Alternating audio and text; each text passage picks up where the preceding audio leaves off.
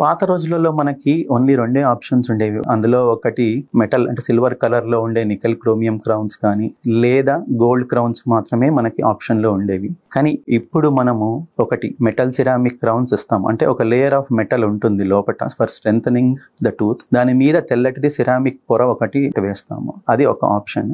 ఇంకొకటి ఏంటి అంటే ఫుల్ సిరామిక్ అనేది. ఫుల్ సిరామిక్ అంటే అందులో మెటల్ అనేది ఉండదు. సో ఆ ఫుల్ సిరామిక్ లో మనకి రెండు టైప్స్ ఉంటాయి. ఒకటి గ్లాస్ సిరామిక్స్ అంటాము ఆర్ లిథియం డైసిలికేట్స్ అంటాము.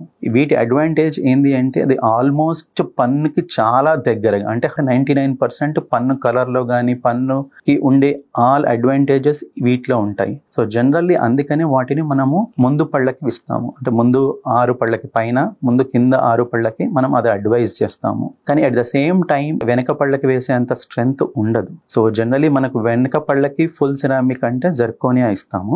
ఆ జెర్కోనియాలో కూడా మనకి రెండు టైపులు ఉంటాయి. ఒకటి ఫుల్ జెర్కోనియా, ఒకటి లేయర్డ్ జెర్కోనియా. పంటి వరుసలో మనం ఎంత వెనక్కి వెళ్తున్నామో అంత ఫోర్సెస్ పంటి మీద పడతాయి. అంటే ద లాస్ట్ పన్ను అంటే వెనక పన్ను మాత్రం చాలా ఎక్కువ ఫోర్సెస్ తీసుకుంటుంది. సో అట్లాంటి స్టేజ్ లో మనము ఫుల్ సిరామిక్ లో ఓన్లీ జెర్కోనియా ఇస్తాము. కొంచెం ముందు పళ్ళకి నవ్వు వరుసలో ఉండే పళ్ళకైతే మనం లేయర్డ్ సిరామిక్ ఇస్తాము. అలాగని ప్రతి రూట్ కెనాల్ పన్నుకి మనం క్రౌన్ ఇవ్వాల్సిన అవసరం లేదు. కానీ ఎక్కువ పన్ను డ్యామేజ్ అయితే, అంటే పంటిలోని 5 సర్ఫేసెస్ ఉంటాయి, అందులో 3 లేదా 4 సర్ఫేసెస్ డ్యామేజ్ అయినప్పుడు అది రూట్ కెనాల్ వల్ల నొప్పి మాత్రమే తగ్గుతుంది. కానీ మనం కొరికేటప్పుడు పన్ను విరుతానికి హై ఛాన్సెస్ ఉంటాయి. కాబట్టి మనం క్రౌన్ కంపల్సరీగా అడ్వైస్ చేస్తాం. క్రౌన్ కి ముందు కూడా మనము ఫిల్లింగ్ అనేది ఇంపార్టెంట్. రూట్ కెనాల్ ఫిల్లింగ్ ఎంత ఇంపార్టెంటో దాని తర్వాత మనం పై భాగంలో చేసే పోస్ట్ ఎండోడాంటిక్ రెస్టరేషన్ అంటాము, అది అంతే ఇంపార్టెంట్. దాని మీద క్రౌన్ కూడా అంతే ఇంపార్టెంట్.